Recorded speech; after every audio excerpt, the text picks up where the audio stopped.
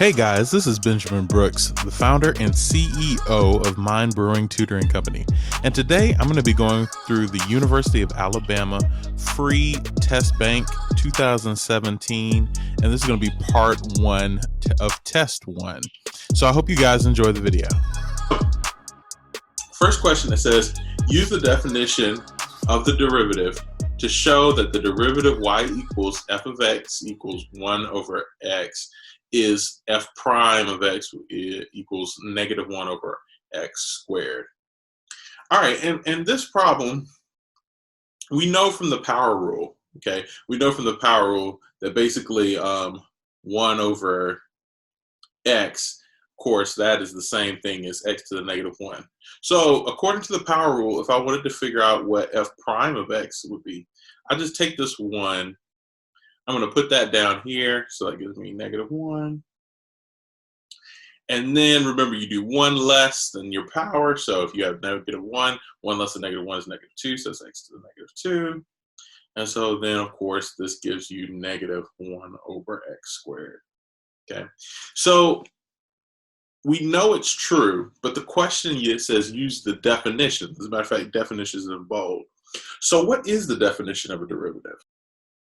The definition that I'm going to use, and there are two main ones that we use, but the definition that I'm going to use is the fact that the limit, or the limit as h approaches 0, f of x plus h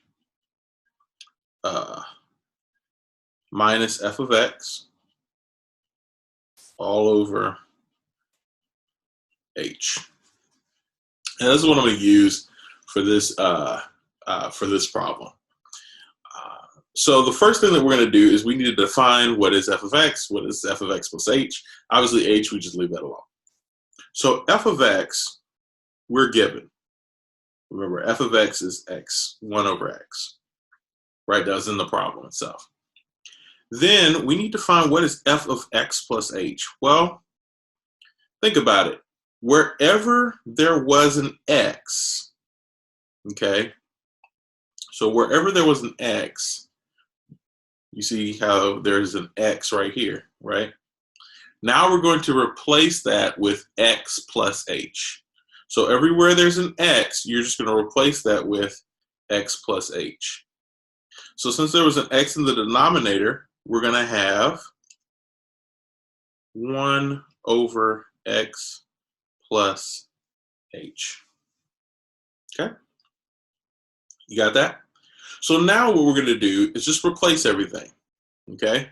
So basically, you can see we're going to take this f of x, which is 1 over x, and we're going to place it here. We're going to take f of x plus h, replace it right here. And so doing that, let's go ahead and do that. That's going to give us 1 over x plus h minus 1 over x all over h. So far, so good. Not too bad, right?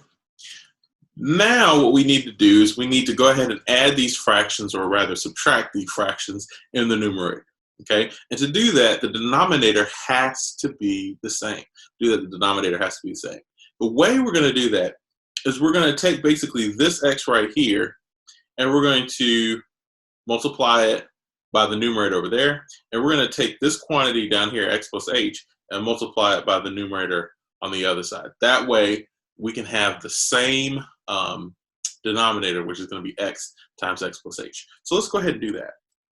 So that gives us x, so minus x plus h all over x times x plus h.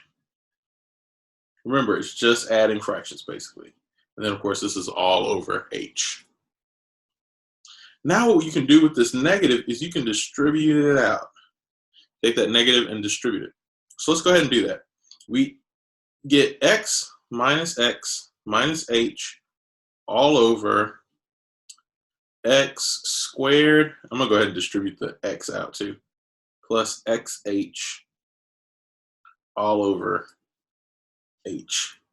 Okay, that's a lot to keep up with, but it's not too bad. So let's keep going. These x's right here, they cancel out. Those two x's, they cancel out. So what we're going to do is we're going to say, okay, all right, that gives me negative h over x squared plus xh over h. Now what I can do is I can say, okay, well, this h in the denominator is really h over 1. So if you remember from algebra, and some of you don't know this trick, but if you have two fractions on top of each other in a fraction, two fractions in a fraction, we use this thing called keep, change, flip. So you keep the numerator the same, you change it from the division to multiplication, and then you flip the denominator. So let's do that now. So in other words, we'll keep the numerator the same, which is negative h over x squared plus xh. Instead of division, now we're going to do multiplication. And we're going to flip the denominator, which is right now is h over 1. Now it's going to be 1 over h. So if you remember that little mnemonic, keep, change, flip. Keep, change, flip. So now what we're going to do is we're saying, okay, all right. I can see that these h's are definitely going to cancel. Right? Those h's are going to cancel. And when that happens, I'll be left with negative 1 over x squared plus xh. But let's remember something. We're trying to find the limit as h approaches 0. So if we're trying to find the limit where h approaches 0, if h approaches 0, more importantly, h is 0, this piece becomes 0. It becomes obsolete, so we don't even care about it at this point. Just get rid of it.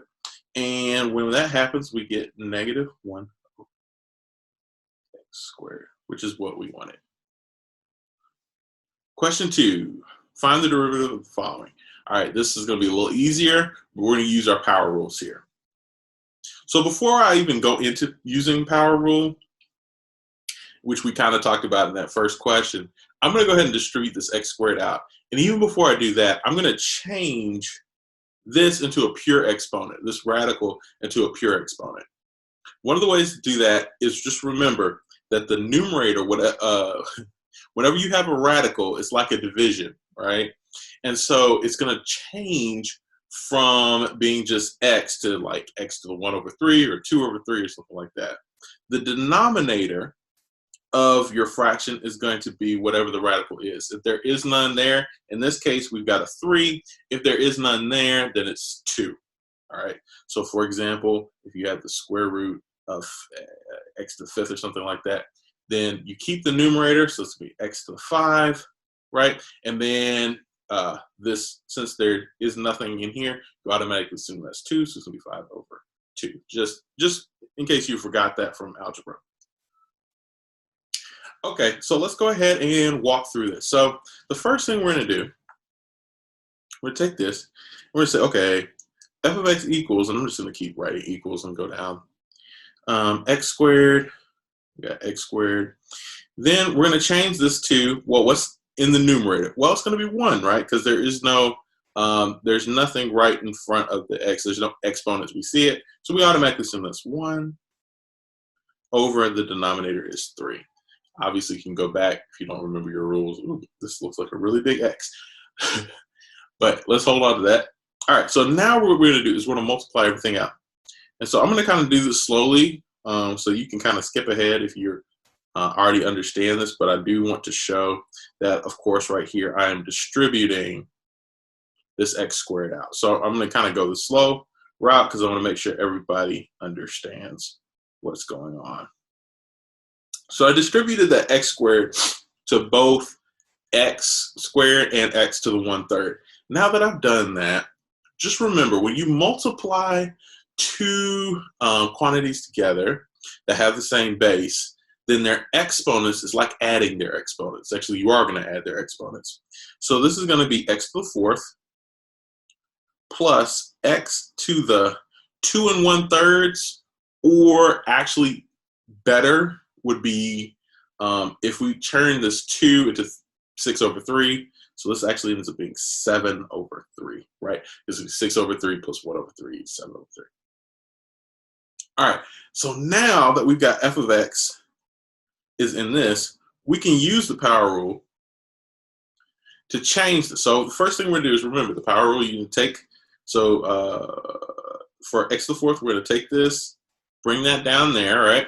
And that's gonna give us 4x, and then 1 less than that power, so you're gonna have 3.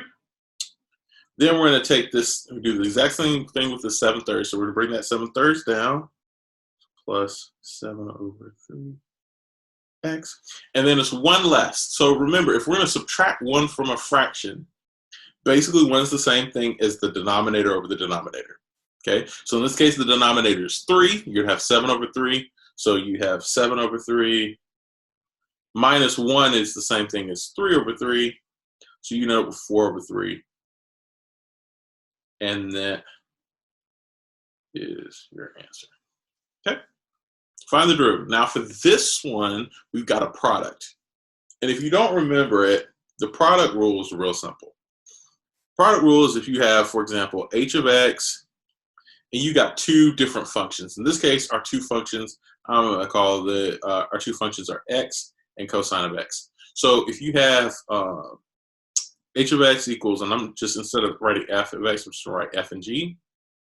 Then h prime of x equals f prime g plus g prime f. Now, is that is that the technical definition? No, but this is the way I remember it.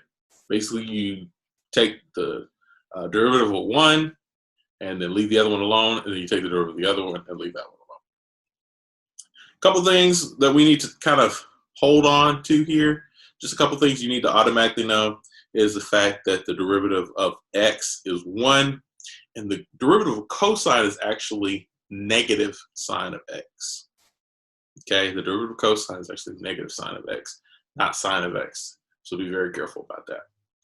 All right, so we've got, so here we go. So we got f prime of x is going to be, do the first one first. So that's going to be derivative of x is 1. So we're just going to have 1 times cosine of x, we'll leave that alone, plus we leave the first one alone, take the derivative of that, is going to be negative sine of x. Put it all together, you end up with cosine of x minus x sine of x.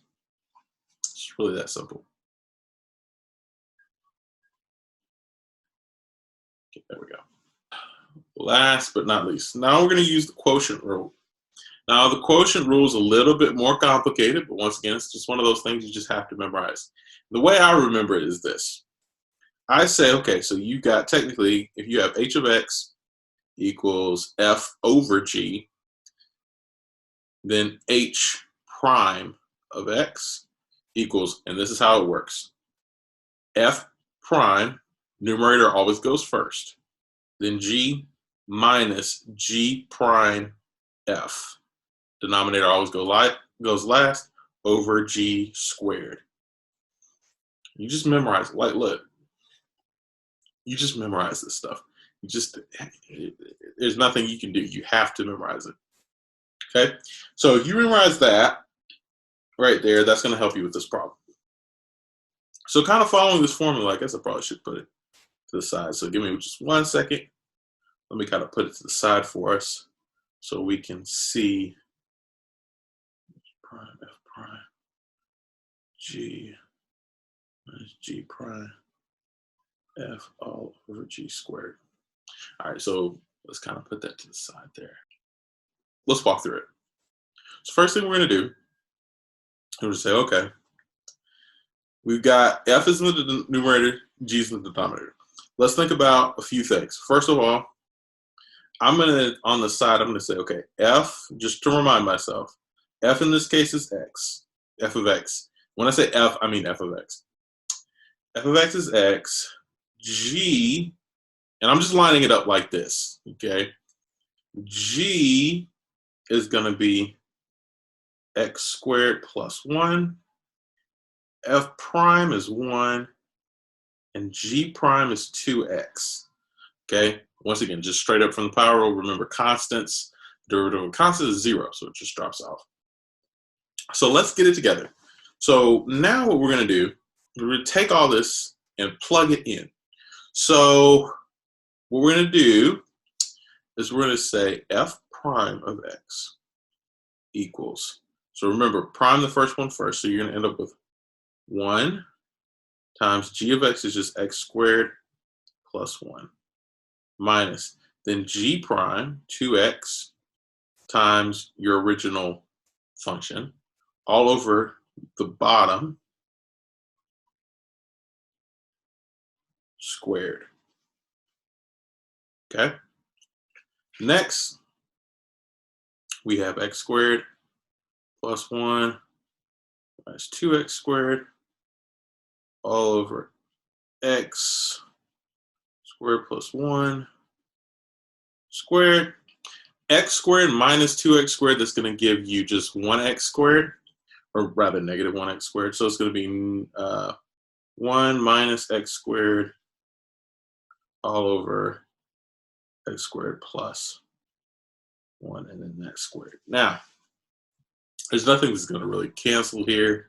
I mean, yeah, it's not going to work out for you. Since we've got a sum here, you're going to end up with I as being root, so there's nothing really canceled. So we're going to go ahead and just leave it like that. All right, I hope you found this video helpful. Please, if you made it this far and you found this video helpful, please don't forget to hit the like button and subscribe for more content, and I'll see you in the next video.